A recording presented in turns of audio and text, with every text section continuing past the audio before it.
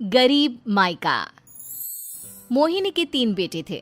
पति खूब अच्छा कमाता और बड़े घर के ऐश सब था मोहिनी के जीवन में। लेकिन एक चीज जो नहीं थी वो थी सुकून।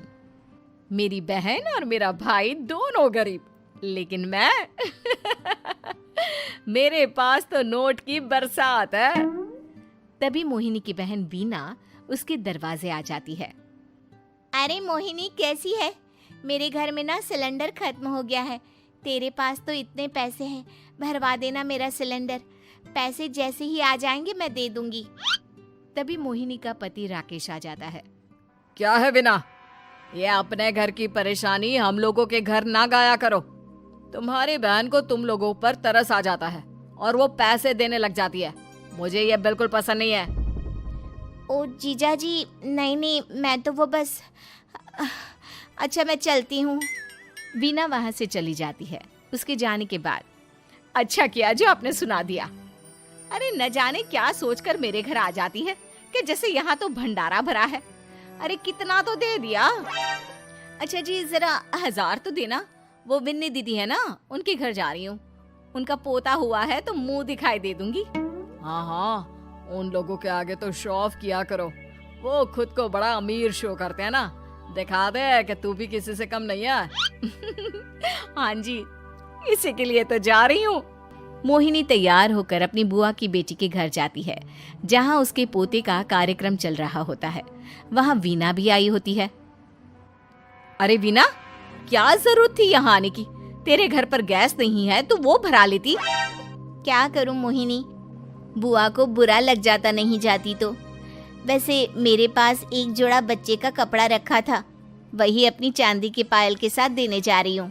घर पर गैस थी नहीं, सोचा परिवार यहीं खाना खा लेगा, बाकी सुबह का सुबह देखा जाएगा। मोहिनी को बहन पर दया आ जाती है। वो पर्स से 1000 रुपए निकाल कर दे देती है। ले विना, लेकिन पैसे वापस कर देना, तेरे जीजाजी हिसाब लेते हैं। मोहिनी भी क्या करती, गरीबी में बहन का सहारा ही उसके जीवन जीने का आधार था। फिर एक रोज, सुनिए, भाई के घर बेटी हुई है, मुझे माँ के पास जाना होगा। अरे उस घर में ना कूलर है ना एसी, कैसे रहोगी तुम? हाँ, वही सोच रही हूँ कि अकेली जाऊं, बच्चों को साथ ना ले जाऊं। चली जाओ, लेकिन ये जो तुम अपने गरीब परिवार से मिलने चली जाती हो ना, मुझे बिल्कुल अच्छा नहीं लगता।